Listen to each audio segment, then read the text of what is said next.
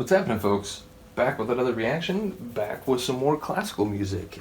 Indeed, I wanted to mention that there's a couple pieces that have been requested that I'm on my way to getting to. I have a large classical CD collection. I'm still going through it and trying to figure out exactly what, performances and conductors of these different pieces that I have. So someone shouted out something by Bach and they mentioned Air in a G string. I really would like to do that one. I also do want to do the cello suite because the prelude in particular is just one of my favorite things.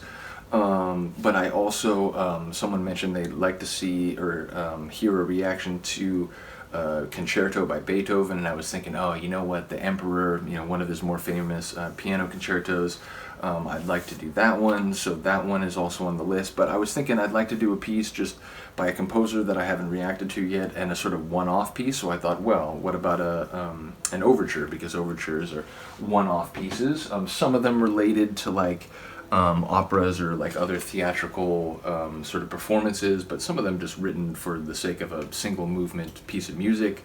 Nevertheless, we're going to listen to one by Giuseppe Verdi, an Italian composer that I have not reacted to yet. This is a tune that he did called La Forza del Destino, or The Force of Destiny. I do remember this tune in particular because when I first heard it, which I don't think was this recording, I'll get to this recording in a second, but I think it was in a history of Western classical music class that I took. I mentioned this, and I think it was my reaction to Beethoven's Seventh Symphony, probably in a couple of the movement reactions, but certainly in the first. But yeah, when I heard it, I remember thinking like, wow, the brass in that really stands out. There's like this, forceful, like, brass declaration at the beginning and at multiple times throughout, and it just felt like that was Verdi saying like, that is the implacability of destiny, that is the force of it, the power of it, the inescapability of it. So again, I don't know if that particular understanding of the use of those powerful brass parts was how he was articulating it, but as my brain took it, it's like, wow, I feel like those horns are expressing the very force and, again, sort of immutability, the implacability of destiny and fate in that understanding. So let me know if you have a different interpretation, or let me know if you have a more detailed understanding of the way he was expressing the ideas through the sonic motifs, if you will. But yeah, this is Giuseppe Verdi with his Overture. Oh, I forgot to mention, this is an Omnidisc disc. I mentioned I've done several reactions where I reacted to a performance that was on a Naxos CD.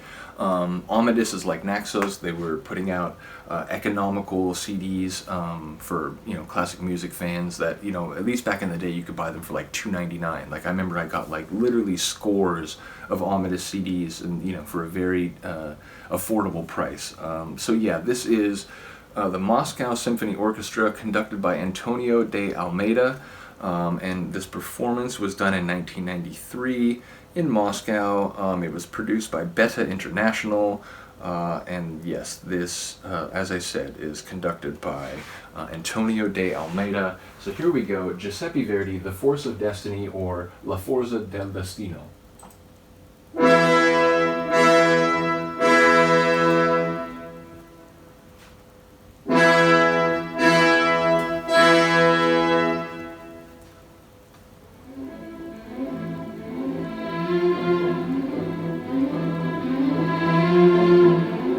Destiny, it sounds ominous, right?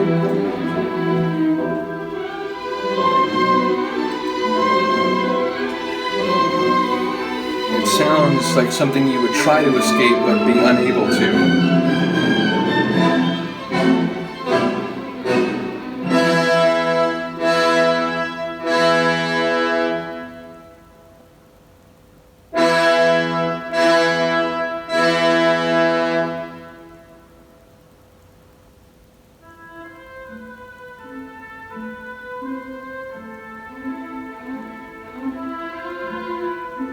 But perhaps there are times where you can walk with your fate and destiny more amicably, or acceptingly, which I don't know if that's actually an adverb, but we'll go with it.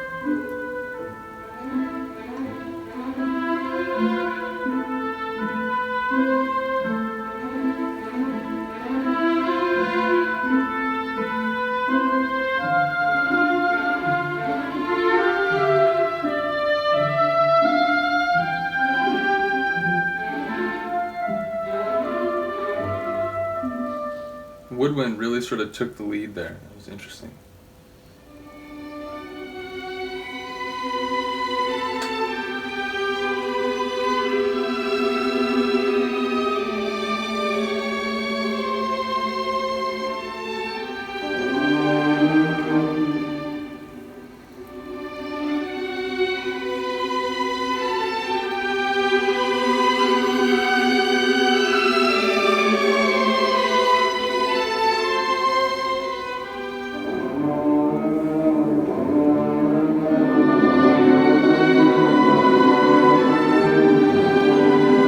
Even as there's a sense of embracing your destiny, there's also, the clouds are still gathering.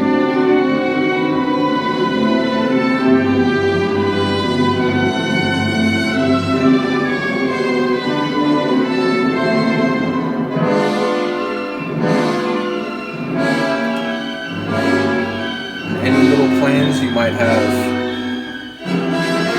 they don't fit with destiny, forget about it. Love that.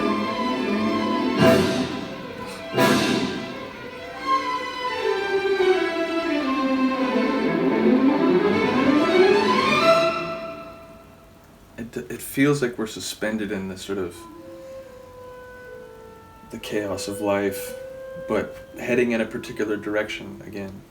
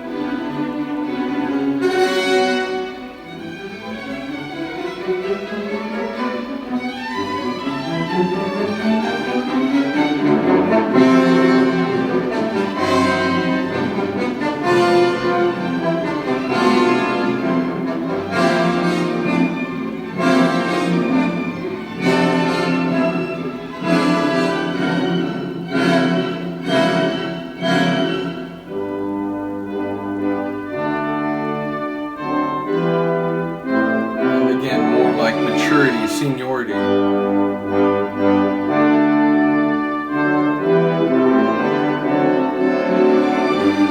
Which is to say the brass, it's working a couple different angles here.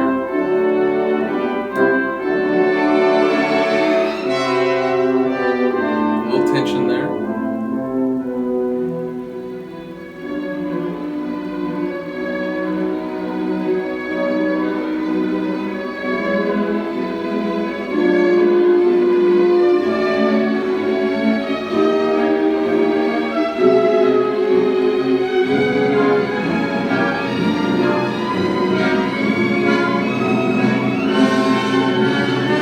Destiny still beckons.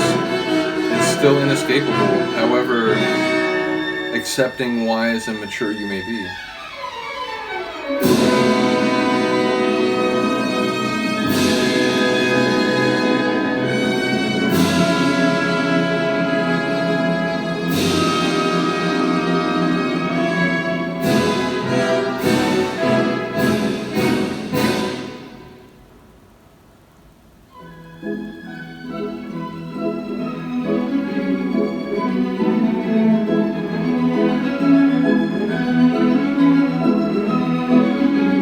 Lighter and more playful than anything so far, I would say.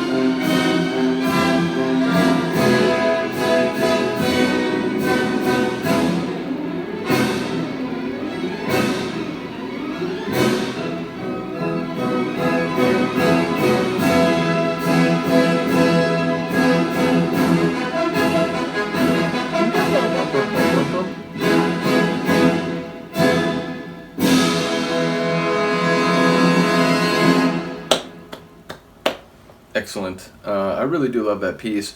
I didn't remember the sort of like lightward turn a little bit before the end. I sort of remembered a lot of the chronology as I was going through it, but that like really sort of playful part, as I think I called it, which right before that grand kind of like forceful ending, I didn't really remember that, and it was interesting to think about in the sequence of sort of my evolving sort of tonal understanding of what was happening. Although again, that's all subjective and interpretational on my part, and while I have been listening to classical music for now going on 40 years. I'm 41, and like my earliest memories of music at all were like classical music, Beethoven in particular.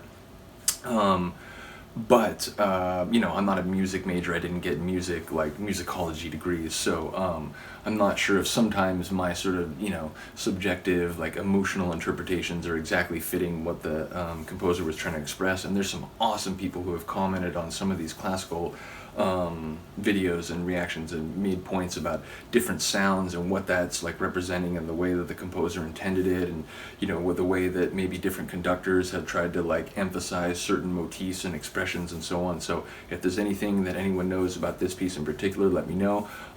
It's funny, like it's hard for me to compare because it's been many years.